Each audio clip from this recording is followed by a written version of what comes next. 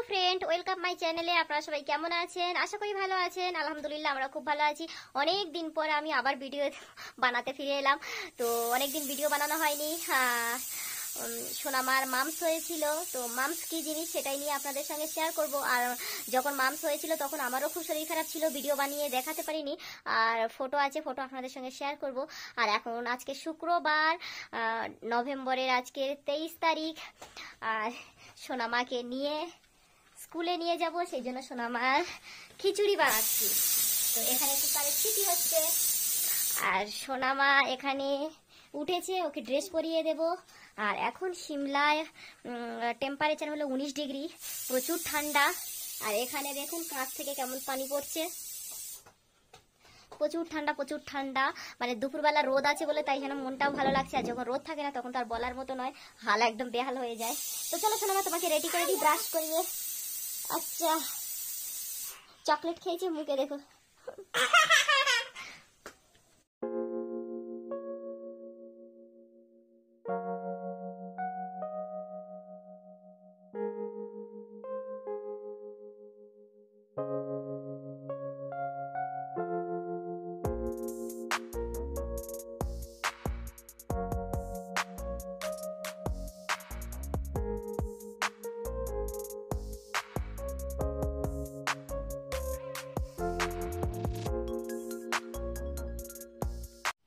সোনামা রেডি হয়ে গেছে, এবার কোটটা পরবে।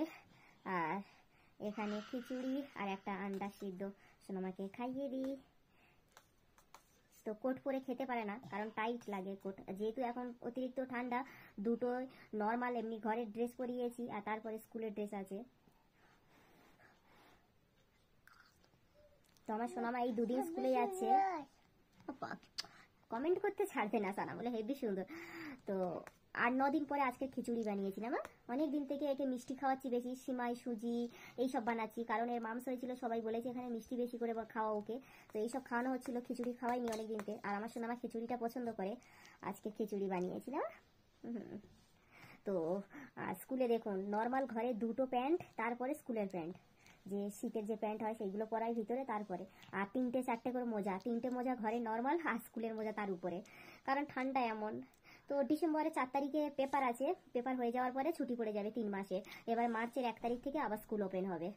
তো সোনামা স্কুল ছুটি পড়ে গেলে তো মানে ঠান্ডা অতিরিক্ত, তো সেই জন্য এখানে সব জায়গায় যেমন দুর্গাপুজো গরমের ছুটি পড়ে, তো এখানে ঠান্ডার ছুটি পড়ে সিমলায় না, অতিরিক্ত ঠান্ডা ওঠাই যায় না। 9টায় 10 বেজে গেছে, 9টা 20 মধ্যে আমি কাছাকাছি 1 মিনিট দূরে আমার ঘর, তারপরেও আমি সবসময় লেট করে ফেলি। দেশের ঘরে ছুটি, দেশের ঘরে তো আমরা এবছরে যাব না, আর বছর যাব না, হলে ছুটি পড়লে দেশের ঘরে। তো কাছাকাছি হলে ছুটি পড়েছে চলো দেশের থেকে ঘুরে আসি, তো সেটা সম্ভব নয়। কলকাতা আর সিমলা অনেকটা দূর, 3 দিনের রাস্তা, তো অনেক জার্নি, তো সম্ভব নয়। এবছর আমরা যাচ্ছি না, স্টে করছি আগলে সাল। চলুন।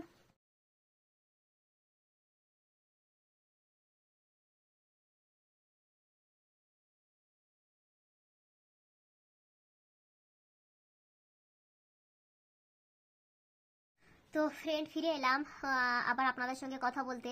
তো এখন বাজে 12টা 10। তো রান্না বান্না হয়ে গেছে। তো রান্না বান্না কি আপনাদের সঙ্গে শেয়ার করব। তো আমার ব্লগ এত ডাউনে চলছে, কি বলবো, কোনো লাইক নেই, কোনো ভিউজ নেই, জানি না কেন। তো কোনো সাজেশনও কেউ দেয় না মেসেজ করে, বা কোনো সাজেশন দিলে তবে তো বুঝতে পারবো যে কেমন ধরনের ভিডিও বানাই। তো আমি পুরোটাই চেষ্টা করি আমার তরফ থেকে যে আমি সুন্দরভাবে খুব ভালোভাবে একটা ব্লগ দেওয়ার জন্য, যেটা আপনাদের খুব ভালো লাগে। বাট আপনাদের কেন জানি না ভালো লাগছে না। তো আমি ভাবছিলাম যে ব্লগ আর করবো না। তো আজকে লাস্ট ব্লগ করব বলে ভেবেছিলাম, তারপর ভাবলাম একটা ব্লগ দিয়েই দেখি যে আপনাদের ভালো লাগে কিনা। তো সোনামার মামস নিয়ে কথা বলবো বলে সেটাই আপনাদের বলেছিলাম ফার্স্ট। তো আমার এমনিতেই গলাটা কতটা ধরে আছে বুঝতে পারছেন, এই 7-8 দিনের বেশি হয়ে গেছে আমার শরীরটা খুব খারাপ। তো এখন একটু ভালো আছি কাল থেকে। তো সোনামাও কাল পরশু থেকে ভালো আছে। তো পরশু দিন থেকে ওকে স্কুলে পাঠাচ্ছি। আর ও 8 দিন ঘরে ছিল, ওর মামস যখন হয়েছিল। আর আমারও খুব শরীর খারাপ ছিল, সেই জন্য ভিডিও করে আর আপনাদের সঙ্গে শেয়ার করতে পারিনি। তো মামস যখন হয়েছিল আমি আপনাদের ফটো দিয়ে দেবো, দেখবেন এই মুখ ফুলেছিল। আর মামস কি জিনিস সেটা আমি জানতাম না আগে, কোনোদিন দেখিও নি কাউকে, আর শুনিও নি এই ব্যাপারে। কারণ যখন নিজের সঙ্গে কোনো কিছু ঘটে সেটাই তবে জানা যায় যে কি জিনিস। তো আমার বাবুর সঙ্গে যখন এটা হয়েছে তবে আমি জানলাম যে এটা কি। তারপরে আমি যখন ফোনে সার্চ করলাম, তারপর দেখছি মামস কি জিনিস, কি করতে হয়, উপকরণ কি, এর কোনো ওষুধ পাওয়া যায় কিনা। তো এখানে দেখলাম যে কোনো ওষুধ পাওয়া যায়নি, ডক্টরের কাছে গিয়েছিলাম তো কোনো ওষুধ টষুধ দেয়নি, এ বললো অটোমেটিক হয়, অটোমেটিক ভালো হয়ে যায়, কিন্তু যে ওই ফোলাটা হয় ওর জন্য অতিরিক্ত যন্ত্রণা হয়, আর ওই যন্ত্রণার টানে জ্বর আসে, তো সেই যন্ত্রণার জন্য আর জ্বরের জন্য ওষুধ দিয়েছিল, আর ওটার জন্য কোনো আলাদাভাবে ওষুধ দেয়নি, ওটা অটোমেটিক দেখলাম 5-6 দিনের মাথায় ওর কমা শুরু হয়েছে। তো 6 দিন দেখছি কমছেই না, আরও ফুলছে আরও ফুলছে, এই ফুলে গেছিলো আর এইরকম পুরো গলা থেকে আর এইরকম। আর আমি আমার মাকে ফটো পাঠিয়েছি, আমার মাকে দেখাচ্ছি, বলছি আমি তো কোনোদিন আমার লাইফে বাচ্চা মানুষ করেছি দেখিনি এরকম ফোলা। হ্যাঁ, যেটা ঠান্ডা একটা টংসিলের ফোলা হয় সে আলাদা, এক সাইডে হয়, একটা আলাদা ব্যাপার, কিন্তু এটা একটা আলাদা, দেখতে অদ্ভুত একটা, মানে সে কি ভয় লাগার মতো, যারা কোনোদিন দেখেনি বা শোনেনি তাদের কাছে এটা একটা ভয় ব্যাপার। যখন আমি সানাম ঘুমাচ্ছিল সকালবেলা ওকে বুধবার, পিছনের বুধবারের কথা বলছি, যখন আমি ওকে সকালে স্কুলে নিয়ে যাবো বলে রেডি করে মুখ ধুয়েছি, দেখছি এক সাইডে এরকম ফুলে গেছে। আমি আমার বাচ্চার মুখের দিকে তাকিয়ে ভাবতেই পারিনি এটা কি হলো, আমি কেঁদে ফেলে দিয়েছি ওকে জড়িয়ে, এটা কি হয়েছে, সানামের পাপাকে ডেকে বলছি দেখো সানামে কি হয়েছে, ও দেখে কেমন হয়ে গেছে, বলছে কি হয়েছে। তারপর আবার ওকে স্কুলে নিয়ে যাইনি, সঙ্গে সঙ্গে ডক্টরের কাছে নিয়ে গেছি, ডক্টর বললো এ মামস হয়েছে, চিন্তা করার কোনো কারণ নেই। আমি সেটা কি জিনিস, তারপরে ঘরে এসে ফোনে সার্চ করে দেখছি যে এই ব্যাপার। তো যাদের বাচ্চাদের সঙ্গে হয়েছে বা যারা জানেন তারা তো এটা জানেন যে কি জিনিস, আর যারা জানেন না তাদের কাছে এটা একটা অন্যরকম ফিল হয়। তো আর আমি যখন এত ভয় খেয়ে গেছিলাম, তো আমি ম্যামের কাছে ফোন করেছিলাম যে যেহেতু ওর এই হয়েছে আর ডক্টর মানা করেছে একদম, আর এটা ছোঁয়াটে রোগ, আবার এটা আমি জানতাম না যে এটা আবার ছোঁয়াটে রোগ, আর এখানে স্কুলে অর্ধেক বাচ্চাদের হয়েছে, অর্ধেকের বেশি বাচ্চাদের এখানে মামস হয়েছে, সব বাচ্চারা ঘরে আছে, আর সোনামার পেপার আছে 4 তারিখে, ডিসেম্বরের 4 তারিখে পেপার আছে, তারপর ছুটি পড়ে যাবে। তো এই ছিল আপনাদের সঙ্গে শেয়ার করার ছিল। তো ভিডিও বেশি বড় করবো না, কারণ বড় ভিডিও একদমই দেখছে না। তো আজকে ভিডিওটা এই পর্যন্ত, টাটা, দেখা হবে নেক্সট একটা নিউ ভিডিওতে।